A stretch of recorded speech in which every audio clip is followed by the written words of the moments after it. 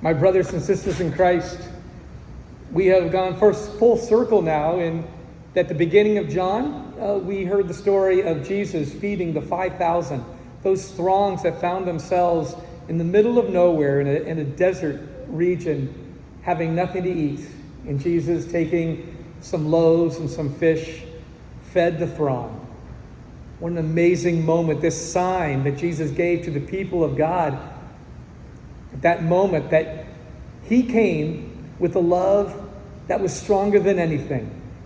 That he came to let the people of God know, let the world know that they need not fear anything anymore. And by his dying on the cross and being raised from the dead, he then gave to us this great gift of his life. And now he becomes the manna from heaven, the bread of life come down from heaven.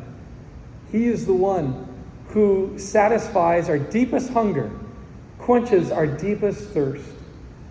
We are very much like that original Christian community that John preached to when they gathered at their first Eucharists and they received the body and blood of Christ and remembered this story, that Jesus is the bread of life, the wine of peace, that he will satisfy their deepest hunger and their deepest thirst.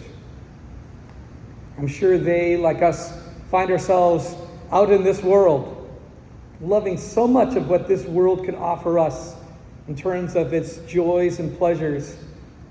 I don't know, a ribeye steak every now and then tastes really good. And a good Pinot Noir from the Dundee Hills.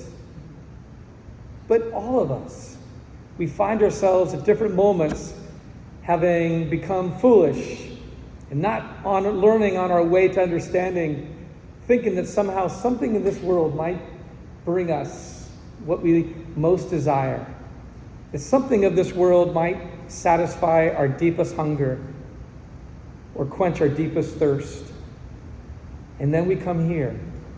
We come to this place where we break bread and hopefully soon at some point pass the cup again, in which we remember that it is Jesus and Jesus alone who satisfies our deepest hunger, quenches our deepest thirst. I'm reminded these days then of a young man I knew back when I was at Notre Dame High School for Boys, 2000 state baseball champs. I remember taking a bunch of these boys to Ireland, and one of them, say his name is John, good Irish Catholic kid from the north side of Chicago. His dad, a cop. And John was a good young man, but he was already at 17, 18, was already sort of searching for that which was going to satisfy his deepest longing and quench his deepest thirst. He was already on that pilgrimage that we're all on now. I remember catching him once coming out of a movie theater I was going in, kind of in loco parentis. I'm walking in, he's coming out, he's already lighting up a cigarette. I later found out that he was already a 1 pack a day sort of smoker. I said, John, come forward.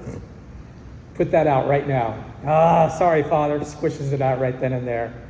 I remember once at least, he came to a dance and he was a bit tipsy, which is a no-no. So I took him aside and took him home. John, come on now. Are you doing the best you can? I'll try, Father. I'll try. So now he's one of the boys that are with us on this trip to Ireland. And at one point, I took him on this excursion to Skellig Michael, which is one of these rocks 7 miles off the coast of Ireland.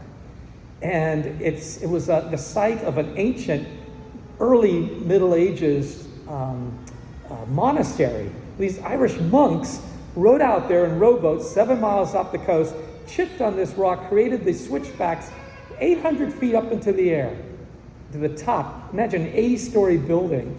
And on top of that created these beehive structures which became their monastery. And there they lived undisturbed for hundreds of years. And so we're going to take them. I was going to take these boys to this place, this holy place, where, by the way, these monks grew all their food right there on that rock. Except once a month, someone would come out on a boat and give them the bread that they needed for Eucharist. So now we had to get up early, 6 in the morning, before breakfast. These boys are hungry. And we're taking the bus now out to the coast, and then a boat to another boat, which takes us to this rock. And they're starving.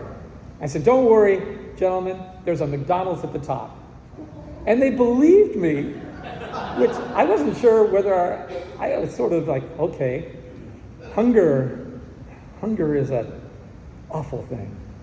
So we get to the very top, and it takes a while to get to the top. Now they're sweating and hungry. They see no golden arches, so they look at me with the eyes of contempt, the likes of which I've never seen before. They were not happy with me.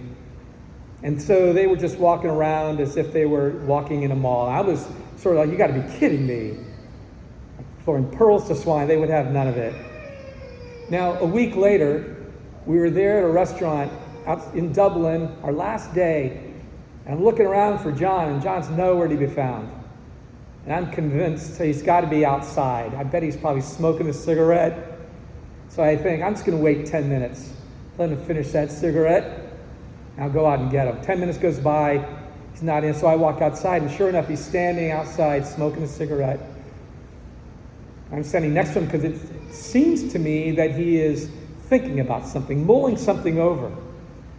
Finally, he says to me, you know, Father Pat, I've made a lot of mistakes in my life. I made a lot of choices that haven't been good choices. 17 years old. And so I'm thinking to myself, son, you got a road ahead of you. But already he was on that journey. Made a lot of mistakes, Father. You know, I don't even remember the last time I'd been to Mass. He said, you know, I'm beginning to think that maybe I've gone too far away from God. That maybe I've gone too far, that there's no way I can even come back. Now I'm just listening intently, and he says, you know, the other day we were on top of that rock? I said, I remember that.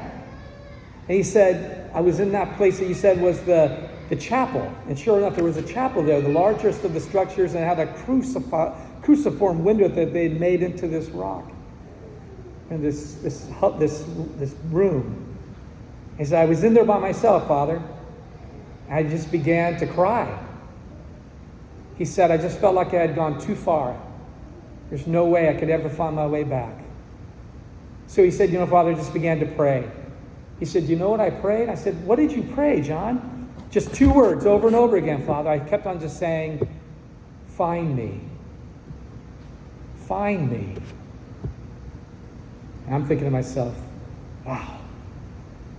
Think about this. John had to leave Chicago, get on a plane at O'Hare Airport, fly over to Heathrow, sneak out, get a pint, which I found out he did later, get on another plane, get to Ireland, get on a bus, go to the west coast of Ireland, get on a boat, get on another boat, climb 800 feet to the top of a rock, and there it was, he said. He said, Father, at that moment, I felt a presence. I felt a warmth come over me. I felt that Jesus was there with me. And I believed him. This hungry boy, this thirsty boy, found the bread of life and the cup of salvation right there. And then he said, you know, Father, he said, I think things are going to be different now. He took that cigarette, took one long last puff of that cigarette, exhaled, dropped the cigarette, squished it out. And then he said, I sure hope so.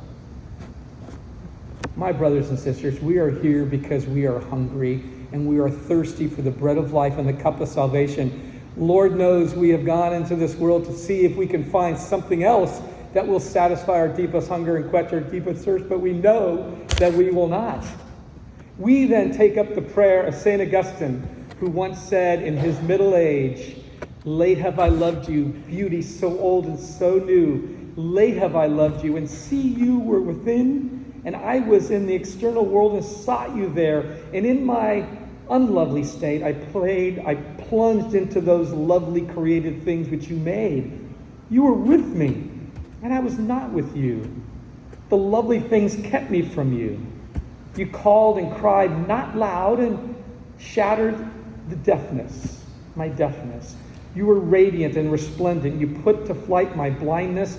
You were fragrant, and I drew in my breath, and now pant after you. I tasted you, and I feel but hunger and thirst for you. You touched me, and I am set on fire to attain the peace which is yours. So we come to this Eucharist with a holy hunger. It is a hunger that has brought us back to this table once again, and we give thanks to God for that hunger, which brings us once together to this community of faith in which we will celebrate this Eucharist, which celebrates the victory of God's love that finds its greatest expression in compassion and mercy. And we will leave this place on fire to attain the peace which is God's.